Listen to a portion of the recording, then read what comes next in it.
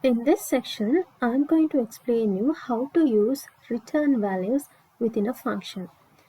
When you look at this function, which is calculate area, here you see it starts with the term void. That means this function is not going to return any value. But now I'm going to return a value from this calculate area function, and the value I am going to return is the calculated area. Area is given with the data type double, therefore the value I am returning is a double value, and therefore here I am going to use double instead of void. When we use double here, that represent this calculate area function is going to return a double value. Even if we do not return something from this place, this program will execute without any error. As you see here, we can give some data and run it without any error. But usually the meaning of this is to return a double value. Therefore, when you mention like that, remember to return that relevant value at the end. So I'm going to return the value, which is area, and therefore I'm not going to print this area within the function. I'm going to remove this statement, which is used to print the value of area. Now when you look at the program, here we have the main function starting from line number 18, and here we have the function which is calculate area function, and this time this function will return a double value, and the value it's going to return is the calculated area value. When we run the program like this, it will ask you to enter length and width, but it will not print the result. This is because we have removed that statement from the calculate area function. Now let's see how we can print it within the main function. Here, line number 20 is the function call. Unlike the function we used in the previous video, in this calculate area function, we have a return value. Therefore, when we call the function, it will receive the returned value to this place. That means when we use this calculate area function call, we can get the return value from that. To receive that return value, I'm going to create a variable double area. Now the value returned from calculate area function will be assigned to this area variable. Now we can print that using cout. The area is area. Now when we run the program, we can give length, width, and it will print the result.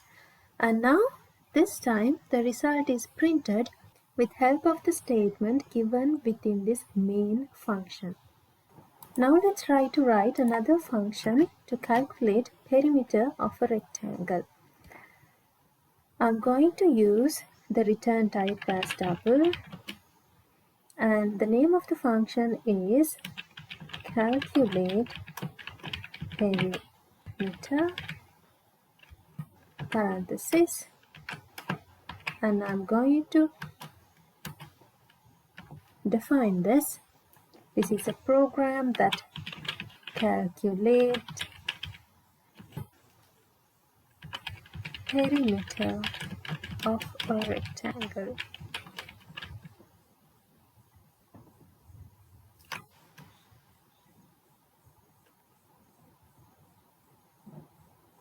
And for this one also, we will need double length, width, and perimeter. Now I have created 3 variables to store length of the rectangle, width of the rectangle, and the calculated perimeter. I'm going to copy these 4 lines from this function because I need to input length and width, and to calculate perimeter we will have to use this equation, 2 into length plus width. Since my program is to be returned a double value, I'm going to write the return statement, return perimeter. And now within the main function, I'm going to call this new function and store the value within this double variable, double perimeter, and I'm going to call the function calculate perimeter. And here I'm going to print it, cout. The perimeter is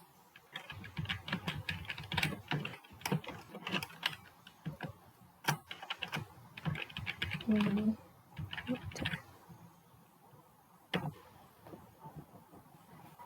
And at last I'm going to print the total of area and perimeter.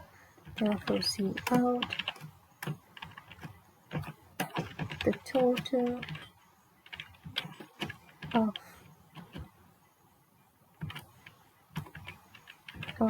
area and perimeter is,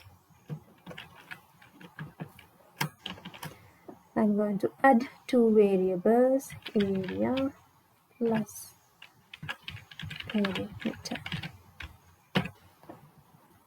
Let's add a new line here, \n, and I'm going to add a new line here, \n, and then I'm going to run the program. Now, first round is to enter length to calculate area of a rectangle. Let's give length as 15 and width as 10, and second round it will ask length again, that is for calculate perimeter function. Therefore I'm going to give length as 15 again and width as 10 because we are going to calculate area and perimeter of the same rectangle. So the length and width are equal at both the rounds. I'm going to enter, and then you can see the area is 150, perimeter is 50, and the total of area and perimeter is 200. Now again let's see how this program works. Here when we run the program, it will start from this main function. Here we have double area, which is a new variable, and here we have a function called calculate area. When this program executes this line, it will check for calculate area function, and the value returned from calculate area function will be assigned to this area variable. And therefore, when this program executes line number 33, it will execute this function, which is calculate area. It will input length and width and store within length and width variables, which are declared here, and it will calculate the area and return the area value, and returned value will be stored here within area variable. And line number 34, again there's a function call, and the value is assigned to perimeter variable. Therefore, when this executes line number 34, it will check calculate perimeter function, and this one also returns a double value, and here at the end you see it returns perimeter.